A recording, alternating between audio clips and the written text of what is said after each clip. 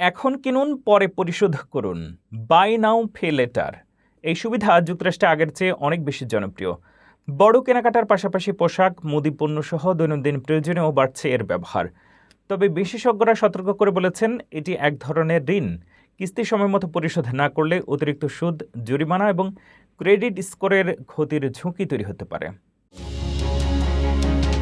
বর্তমানে কেনাকাটার ধরন দ্রুত পরিবর্তিত হচ্ছে। গতানুগতিক কেনাকাটার চেয়ে এখন তরুণ প্রজন্মের কাছে জনপ্রিয় হয়ে উঠছে বাই নাও পে লেটার বা কিস্তিতে পণ্য কেনার আধুনিক এই পদ্ধতি। তবে বিশেষজ্ঞরা সতর্ক করছেন যে এই আপাত সুবিধাজনক ব্যবস্থার আড়ালে লুকিয়ে থাকতে পারে বড় ধরনের আর্থিক ঝুঁকি।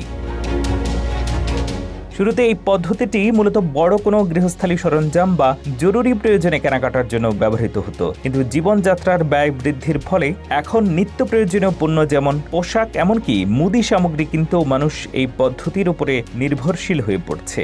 এর মূল আকর্ষণ হলো এর সহজলভ্যতা। এতে ক্রেডিট কার্ডের মতো দীর্ঘ কোনো আবেদন প্রক্রিয়া বা জটিল ক্রেডিট চেক নেই। ফলে ক্রেতারা সহজেই বড় খরচগুলোকে ছোট ছোট কিস্তিতে ভাগ করার সুযোগ পাচ্ছেন। তবে অর্থনীতিবিদরা একে সরাসরি ঋণ হিসেবে চিহ্নিত করছেন।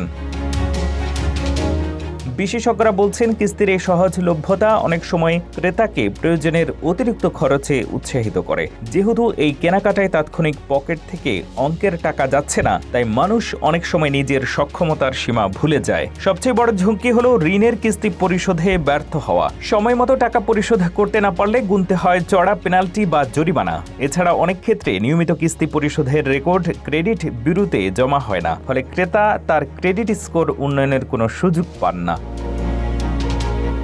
অন্যদিকে কিস্তি বকেয়া থাকলে তা সরাসরি ক্রেতার ক্রেডিট স্কোরে নেতিবাচক প্রভাব ফেলে। তাই আর্থিক বিশেষজ্ঞরা পরামর্শ দিচ্ছেন, যে কোনো কিস্তি স্কিম গ্রহণের আগে শর্তগুলো ভালোভাবে পড়ে নিতে। বড় কেনাকাটার ক্ষেত্রে স্টোরগুলোর নিজস্ব 0% সুদের কার্ড ব্যবহার করা বা সঞ্চয়ের অভ্যাস গড়ে তোলা অনেক বেশি নিরাপদ। মনে রাখবেন, কোনো কিছু কেনার আগে তা আপনার বাজেটের মধ্যে আছে কিনা তা যাচাই করা দীর্ঘমেয়াদী আর্থিক সচ্ছলতার জন্য অপরিহার্য।